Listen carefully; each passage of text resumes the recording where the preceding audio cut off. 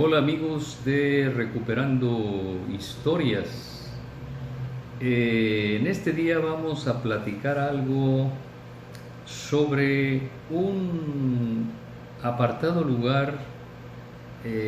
poco historiado y casi desconocido que se ubica en el noreste tamaulipeco y que fue un lugar de importancia histórica nacional porque ahí se firmó un plan que acabó llevando al poder a Porfirio Díaz. Allá por el año de 1876, este lugar, por azares y circunstancias especiales, jugó un rol importante en, eh, en la lucha de Díaz, de Porfirio Díaz, para llegar al poder después del Lerdo de Tejada. Me refiero a un lugar conocido como Palo Blanco. Palo Blanco actualmente ya forma parte de todas las tierras que fueron repartidas durante la época cardenista y se ubica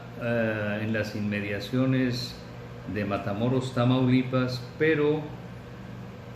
al poniente de lo que es hoy la cabecera municipal, a pocos kilómetros de la ciudad y muy cerca de la ribera del río Bravo. Fue allí donde Díaz reformó el plan de Tuxtepec y le hizo algunos agregados y algunas supresiones, pero finalmente, en base a esa reforma al plan de Tuxtepec, continuó su lucha y acabó finalmente en el poder, cuya historia ya ocupa otro lugar, pero aquí quiero limitarme al punto geográfico de Palo Blanco. Lógicamente, pues yo vivo en las proximidades de esa área de Palo Blanco y está borrado del mapa, borrado prácticamente, no hay ninguna señal ahí que nos ilustre o nos ubique como que en ese punto se decidió buena parte de la vida política de todo el país. Y a eso me quiero referir en esta breve plática. Como mexicano, como tamaulipeco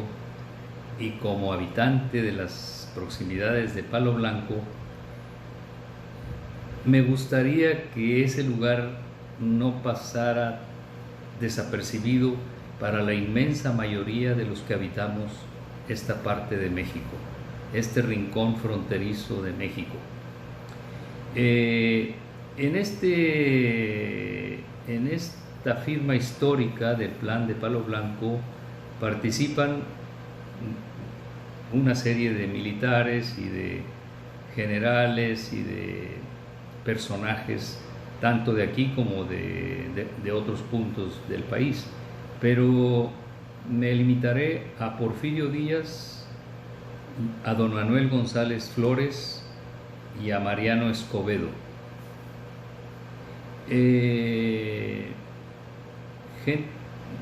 Gentes que de alguna manera jugaron en ese momento un rol importante para que Díaz pudiera llegar al poder. Los detalles históricos, los detalles de ideologías políticas, la lucha de dos facciones, etcétera, no es el objetivo de esta plática. Lo que quiero llegar es, si uno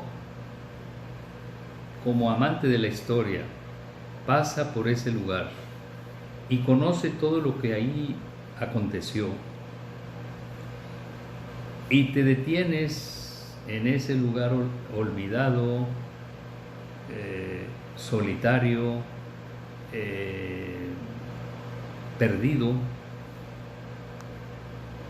perdido en el sentido de que en estos tiempos está completamente o casi en el abandono total por cuestiones de inseguridad, por cuestiones de migraciones y desplazamientos de mucha población de la frontera hacia Texas y hacia los Estados Unidos. Y empiezas a reflexionar sobre todo lo que ahí ocurrió. Entras, al menos yo así me ocurre, entras en un estado de incredulidad hasta cierto punto, de ver cómo la memoria física no existe. Física, y me refiero, no hay absolutamente ninguna referencia, ninguna pequeña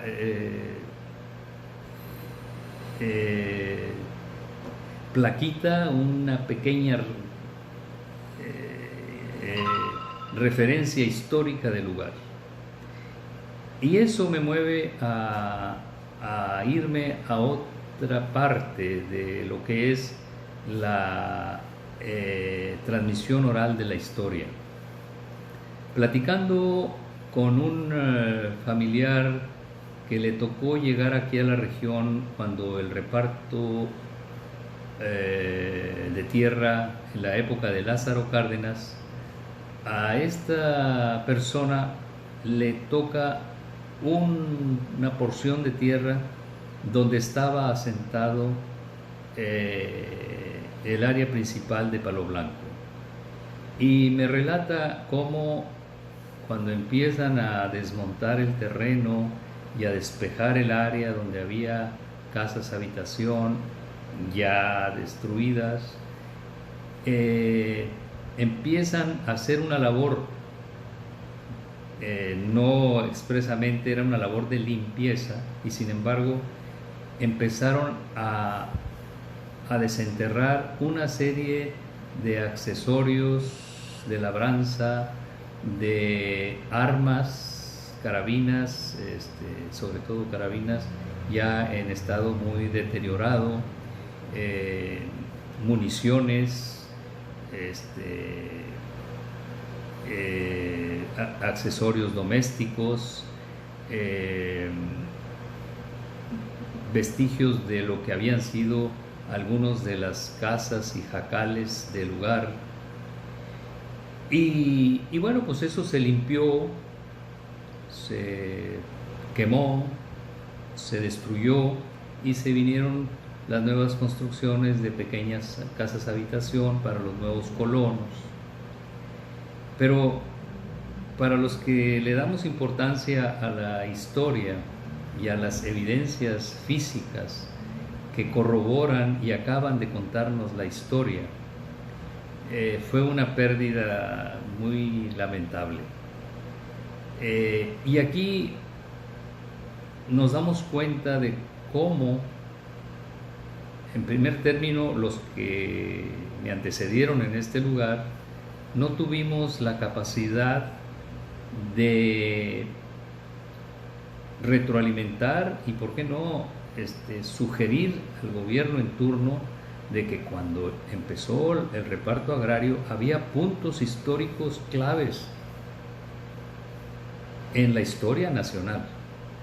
y que era necesarísimo conservarlos, ubicarlos, censarlos, conservarlos, rescatarlos y que quedaran para la posteridad como puntos que iban a servir a las nuevas generaciones para recordar sus orígenes y su historia.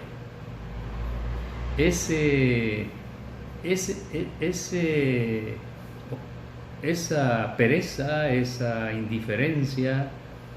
en que regionalmente y muy a menudo hemos caído, es sobre lo que quiero poner atención en esta plática. Es necesario, nunca es tarde, más vale tarde que nunca, es necesario que no solo aquí localmente, sino a nivel federal, se rescaten todos los puntos de importancia histórica que están olvidados, casi extintos, pero que existen documentación que nos guían para lograr ubicarlos, rescatarlos y reintegrarlos en su aspecto físico a la historia nacional. Bueno amigos, espero que esta brevísima plática sobre el palo blanco despierte un poco de interés en la labor de conservación de puntos históricos importantes para la historia nacional. Hasta luego y seguimos en contacto.